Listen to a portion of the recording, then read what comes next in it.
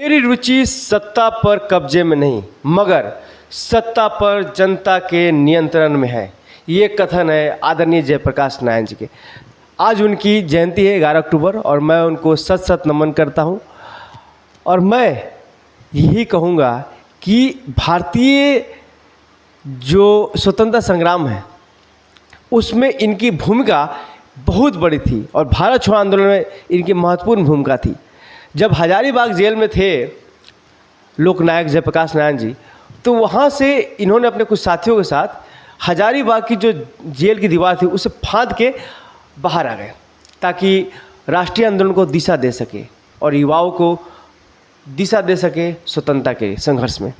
इसी क्रम में ये नेपाल के राजविलास जंगल में इन्होंने आज़ाद दास्ता नामक संगठन का बनाया, जो कि करती क्या थी, अंग्रेज़ों के खिलाफ जो है कार्रवाई करती थी, अंग्रेज़ों के कार्यों में बाधा डालती थी और स्वतंत्रता संघर्ष के लिए काफ़ी प्रयत्नशील थी।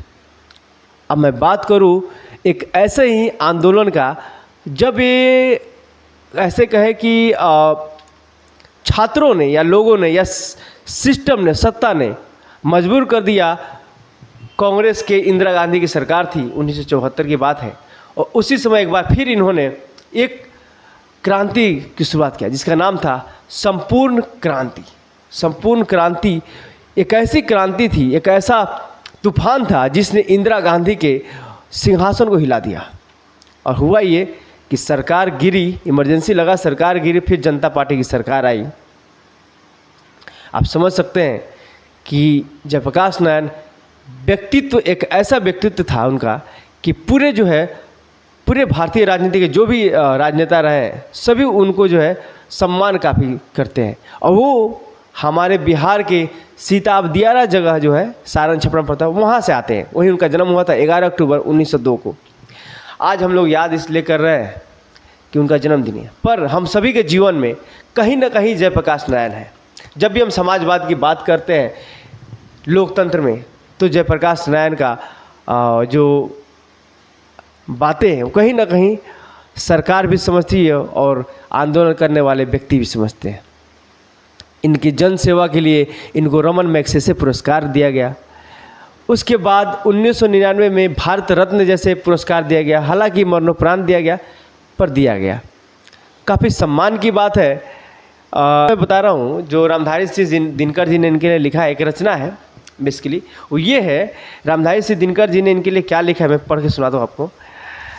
कहते हैं उसको जयप्रकाश जो नहीं मरण से डरता है, कहते हैं उसको जयप्रकाश जो नहीं मरण से डरता है, ज्वाला को बुझते देख कुंड में स्वयं कूद पड़ता है जयप्रकाश वह जो न कभी सीमित रह सकता घेरे में, अपनी मशाल जो जला बांटता फिरता ज्योति अंधेरे में। वह सुनो भविष्य पुकार रहा, वह दलित देश का त्राता है, सपनों का दृष्टा जयप्रकाश भारत का भाग्य विधाता है। ये लिखा है राष्ट्रकवि रामधारी सिंह दिनकर जी के बारे में। इनके बारे में जितनी बातें कही जाए कम है।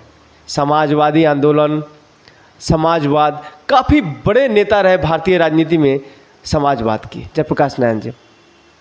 तो मेरे पास शब्द कम पड़ रहा है इनके बारे में बोलने के लिए। मैं क्या ही मैं तो ऐसा लगता है कि मैं लिखूं पढ़ूं बोलूं तो कम है, जितना भी बोलूं पढ़ूं, क्योंकि इनके एक ऐसा व्यक्तित्व तो रहा है कि शब्दों में बयान नहीं कर सकते हम, लिख नहीं सकते इनके बारे में, इतनी ज़्यादा चीज़ें हैं।